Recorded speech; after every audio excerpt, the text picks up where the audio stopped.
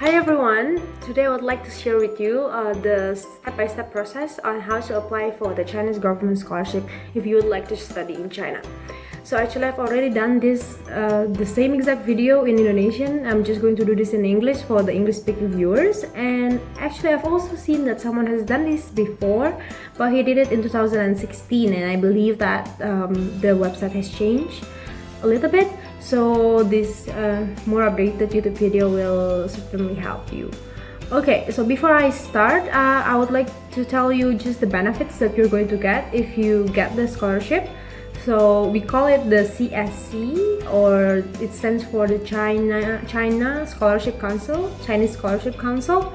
So for this scholarship, you can apply for bachelor, master, as well as PhD or doctorate. And for all these three, you don't have to pay for anything. So you don't have to pay for the tuition fee, you don't have to pay for the dormitory fee. So it's all free, and you will also get a monthly living allowance. So for bachelor, you will get 2,500 Chinese yuan per month, and then for master you will get 3,000 yuan per month, and then for doctorate you are going to get 3,500 yuan per month. And that is actually more than enough for all three, because if you just spend your money on food for the whole month, you are going to spend for like less than 1,000 yuan. Well, actually it depends on yourself, but for me I spend less than 1,000 yuan per month for food. And then the rest, 2,000 yuan or 2,500 yuan, you can save it, or you can also spend it if you want for shopping and all. So for the dormitory, if you are applying for bachelor and master, you are going to stay in a room for 2 people, so you are going to have a roommate. But if you are applying for PhD or the doctorate program, then you are going to have the room for yourself, so just 1 person per room. And then you can actually check out my other video, but it's still in Indonesian. It's how the room looks like, and also how the whole campus looks like, my campus, which is Wuhan University of Technology. Okay, so if you want to apply for this scholarship, there are 3 ways that you can do it. The first one is through the Chinese embassy in your own country. The second one is through the Chinese universities, and the third one is, for example, you're already studying for master and you got good grades, then they're going to recommend you for the scholarship for the next level, which is PhD. So the third one is not really applicable for you who are still in your own country, who haven't studied in China. So I'm just going to introduce the first 2. The first one is through the Chinese embassy in your country, and the second one is through the Chinese universities. So actually I'm not really sure on how it works for the Chinese embassy in your own country, but I know how it works for the Chinese embassy in Indonesia, because I come from Indonesia. But I think it should be similar. So you have to apply online through the CSC website, which I'm going to introduce later. And then you just basically have to fill up all of the forms, and then you have to, after you submit it, then it's going to turn into a form which you can print, and then you have to send the hard copy of this application form along with the supporting documents, which I'm also going to introduce later, and send it to your embassy. Send it to the Chinese embassy in your country. That's for the first one. And for the second one, you have to apply through the university, Chinese university. So you also have to apply online from the CSC website, but you also have to normally apply online on the Chinese university website, because each university normally have their own website where you can apply online.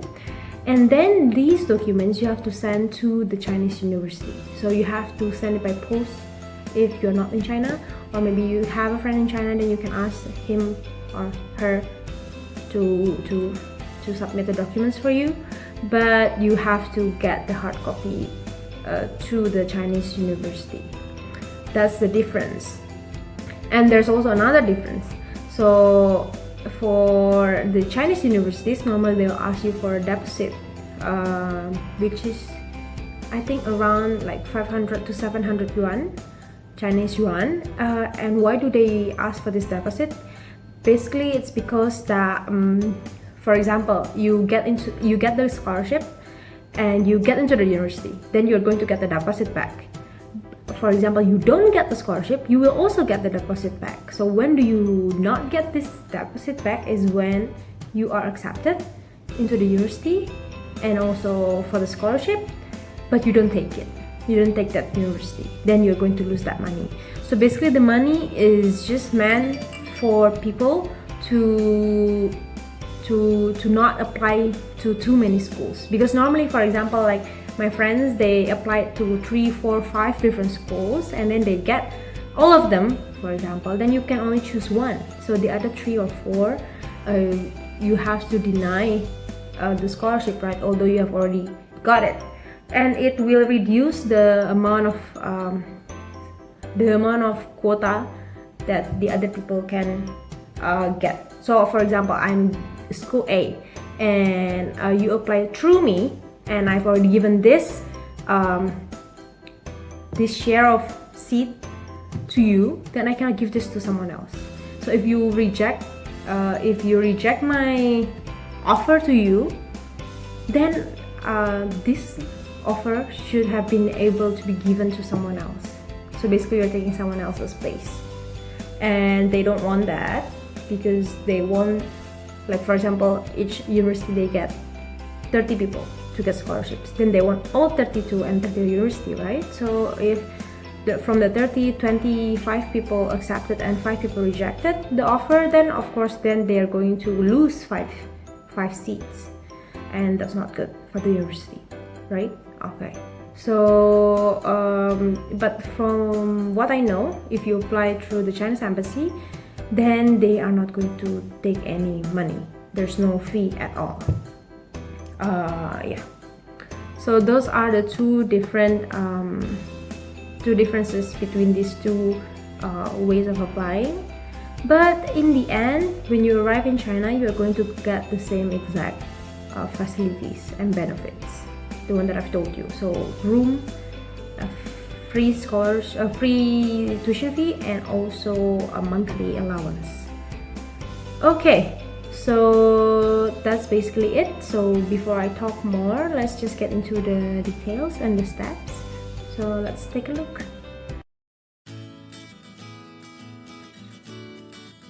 So first of all, you can open your browser and you can type studyinchina.csc.edu.cn, studyinchina.csc.edu.cn, and then create an account.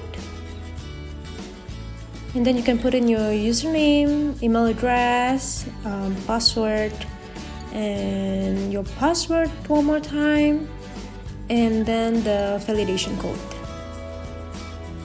Then you can click submit, and then you're going to get an email, and then in that email basically they send you a confirmation link, an activation link, which you can click. And then after you have clicked that link, then you are going to get back to this original page. Then you can just type in your email address, the one that you have used to register just now, and then your password and the validation code. Since I've already applied before, so I'm just going to type that in and then sign and apply. Here you have all of the information that you need to get, all of the instructions. And as you can see, as I've told you before, there are 3 types, type A, B, C, and type A is through the Chinese embassy, type B is through the Chinese universities, and type C, as I've told you before, it's an appraisal scholarship programs. So it's only if you have already been in China and studied in a Chinese university. And then also you can only apply type A and type B then, and all Chinese and English are accepted for the only Chinese and English are accepted for the online application. It means that if it's still in your country's language, then you have to translate it to English or Chinese formally, notarized copy. Okay, so you can just click apply application online. And then so for this thing, we have type A, type B, and type C for the program category. And for type A, the agency number for the Chinese embassy in my country is 3602. So I'm just going to type that in, 3602. See, it appears Embassy of PR China in Indonesia. But if you basically type Embassy of PR China, it's not going to appear. So you have to know the agency number. And for example, if I change to B, then it doesn't appear. It does not exist, because a Chinese embassy is only for type A and not for type B. For type B, you have to find the agency number for the Chinese universities. So I'm just going to apply through type A, and then personal information is just general information that you need to fill in, and then education and employment history, this is just normal, and actually not all are mandatory, only the first one, the latest education history, is mandatory there on the top. The rest are not mandatory. And then language proficiency and study plan, so you just have to mention whether your Chinese proficiency is poor, fair, good, or excellent. And HSK is basically the certification for Chinese language. It's just like IELTS and TOEFL for English, but HSK is for Chinese. And the same thing, but you don't have to fill it up actually. These are just optional. You only have to fill up the mandatory part, which is like just say whether your proficiency is poor or not. And then if you apply for bachelor's degree, you can only apply in Chinese. But if you apply for master's, then you can apply in English. And also for doctors, you can apply in English. But for bachelor, you can only apply for Chinese, unfortunately. Only one choice.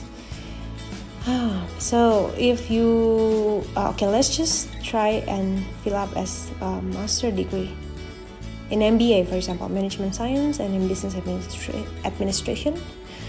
And then because you apply from type A, you can get 3 different options for university. I'm just going to type in my own university, one University of Technology here. And then for example, Shanghai Chiaotong University. And then what if I put in the same exact thing again, like Wuhan University of Technology? Is it possible? Yeah, it's possible. Actually, a friend of mine put in all 3. He or she just put in the same exact university because they just want to get into that university. But I actually prefer if you put a different university, so you have more chances. And then for MBA, then it's going to start on the 1st of September, and then because it's 2 years, so it's going to end in 2021 July 31st. Have you ever studied or worked in China or gotten a scholarship? Because normally if you've already gotten a scholarship for master, for example, then you cannot right away apply for a PhD. You have to have one break year. But it depends, because a friend of mine also actually just got in right away. It depends on luck too. And then this is just your contact in China. If you've already contacted your Chinese university, and then the family members. And then this is the important part that I've told you before, the supporting documents. So you can see all of the documents here, but you can see too that it's not all mandatory. Like 2 recommendation letters and passport homepage, they're not mandatory, but I do suggest that you still fill it up if you can, because it's going to help for your application, although it's not mandatory. So you can check it out. And then after you submit, you can print the application form. And when you already have the whole thing filled up, you can submit the application form in hard copy along with the supporting documents that you've seen before to the Chinese embassy in your own country in hard copy. And then you can also actually check in this website after you submitted the file whether they have already processed your application or not. You can check it over here. But if you apply through the university, for example, my university, it has its own online application form, admission.whut.edu.cn. So you actually have to apply through this website also, the university website.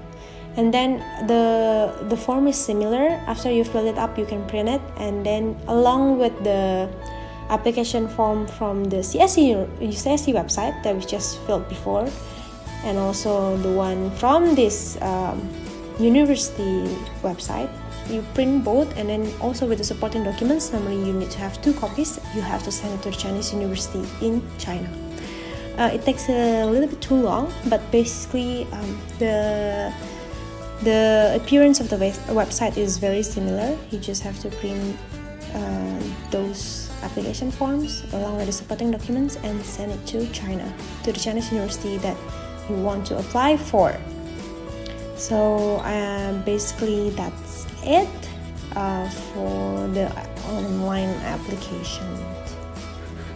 Okay, so that's basically how you apply through the online application websites.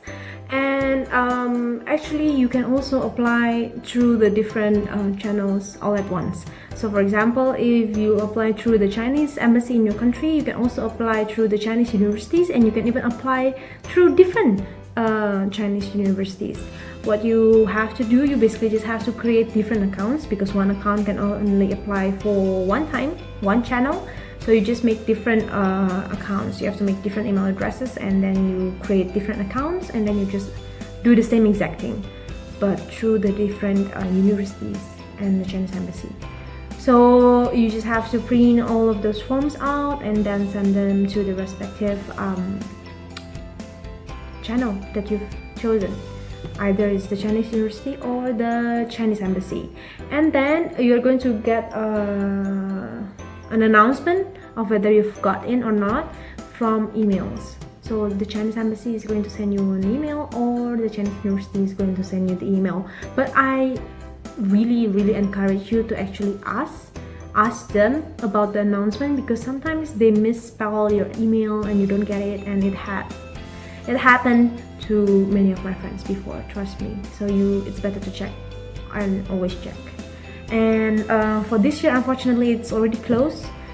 You can apply for next year, starting from either January, February. Normally they will open the application around that time, January or February, beginning of the year. And then you can apply until April, if I'm not mistaken, April or May. Normally it's April. And then you will get the email in July, normally in July, and then you start your course in September. So that's the timeline. So if you are interested to apply, I think you should prepare from now for next year to make sure that you have all of your supporting documents and you are ready to apply right in time.